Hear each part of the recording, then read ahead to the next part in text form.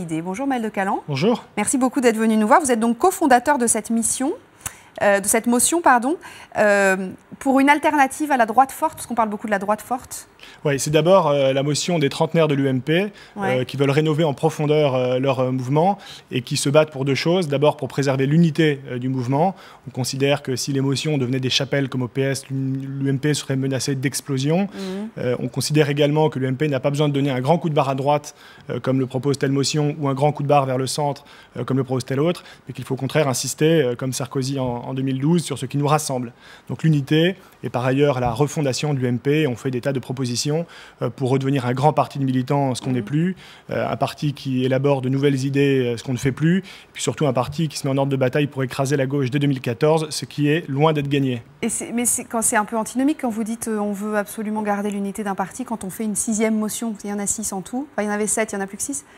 Ça fait donc une division plus. C'est vrai qu'on s'est rendu compte, et c'est pour ça qu'on s'est lancé dans la bataille avec nos petits bras et nos petits moyens, on s'est rendu compte que toutes les sensibilités de l'UMP allaient être représentées, les gaullistes, les libéraux, les centristes, etc. Sauf une seule, qu'on pense nous être majoritaire, qui est la sensibilité de tous ces milliers de militants qui pensent que l'UMP n'a pas été fondée par hasard, qu'il y a une unité, une cohérence idéologique, et qui ne veulent pas qu'on s'éparpille. Quand Nicolas Sarkozy, en 2007, a dit « travailler plus pour gagner plus », personne ne s'est demandé si c'était gaulliste, libéral ou centriste. Nous, on est UMP, on est la génération UMP, on ne se reconnaît pas dans les anciens clivages. Et c'est pour ça qu'on a porté ce message, qu'on a décidé de porter ce message dans le Congrès. La droite forte, par exemple, vous les trouvez trop populistes? Ce qui nous gêne avec la droite forte, d'abord, nous, on n'a pas d'ennemis à droite. On s'entend bien avec la droite forte. Notre seul adversaire, c'est la gauche. Maintenant, je crois qu'il y a deux manières de s'opposer. La première consiste à faire ce que les socialistes ont fait pendant 10 ans, c'est-à-dire de la mauvaise foi matin, midi et soir. C'est-à-dire raconter tout et son contraire parce qu'on n'est pas aux responsabilités. Mais ça produit ce qu'on constate aujourd'hui, c'est un pouvoir paralysé par ses mensonges, par ses contradictions et surtout par son absence invraisemblable de préparation. L'autre manière de s'opposer que nous, on essaye modestement d'incarner, c'est une opposition crédible qui ne met sur la table que des propositions qu'elle sait pouvoir mettre en œuvre. Donc le débat qu'on a avec la droite forte à l'occasion de ce congrès, mais qui est un débat assez amical, porte sur cette manière de s'opposer. On est quand même copains, même si on est adversaires, malgré tout. Vous Exactement. Êtes adversaires, hein, Exactement. Vous avez un congrès politique, c'est une réunion de famille qui peut mal tourner. Ouais. Donc c'est important de dire les choses, et notamment ce désaccord qu'on a avec la droite forte et qui est très net sur la manière de s'opposer, et en même temps de se rappeler qu'on fait tous partie de la même famille politique, que le 18 au soir, on devra être unis contre la gauche. Alors justement, puisque vous parlez de vos propositions, quelles sont vous avez des propositions pour le parti et puis des propositions pour la France. Exactement. Ce qui nous intéresse là, ce sont les propositions pour le parti, puisque vous allez élire le président la semaine prochaine.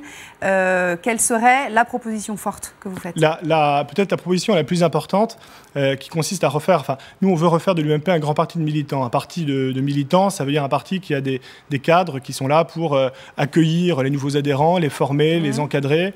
Donc notre proposition principale, c'est d'investir massivement sur la formation des militants, en recréant une université permanente, une école des cadres, une école interne qui formera nos militants à la politique, parce qu'un parti, c'est aussi ça, c'est un lieu dans lequel on apprend, dans lequel on s'élève.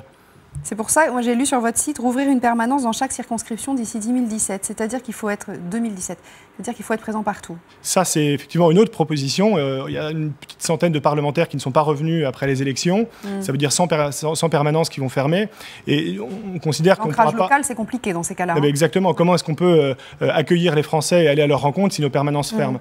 Et donc l'UMP doit réallouer ses moyens, c'est une proposition très forte qu'on fait, vers les fédérations, vers les circonscriptions, faire peut-être un peu moins de communication et dégraisser un peu le siège de l'UMP qui, par le passé, a été assez pléthorique. Il faut réorganiser la gouvernance, quoi. Il faut réorganiser complètement la gouvernance. On fait 14 propositions qui vont dans ce sens, qui ne parleront peut-être pas beaucoup aux Français, mais qui parlent aux militants pour refaire vraiment de l'UMP un grand parti de militants et un parti qui s'organise surtout très très vite pour gagner les élections locales en 2014. Alors vous, donc cofondateur de cette motion, vous êtes tous des trentenaires, vous avez grandi avec les jeunes pop, en gros. Exactement, on est la génération qui a fondé à l'époque avec Alain Juppé, qui nous soutient d'ailleurs aujourd'hui.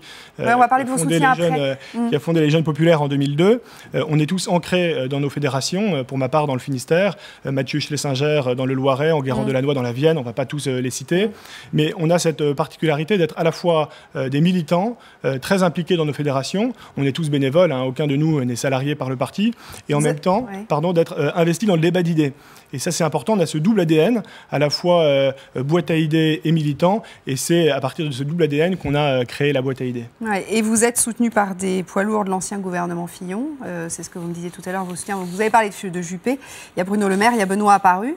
Hier, vous avez grandi vite depuis le mois de septembre, parce que ça fait quelques mois simplement que vous êtes... C'est vrai qu'on est un peu la start-up qui monte à l'UMP, parce qu'on a commencé dans un garage quasiment, et maintenant les réunions de notre motion, elles ressemblent un petit peu au bureau politique. Vous avez cité Juppé, hier c'est Édouard Balladur qui nous a apporté son soutien, c'est un soutien qui nous honore dans le journal du dimanche, exactement. Hervé Guémard, Gilles Carrez.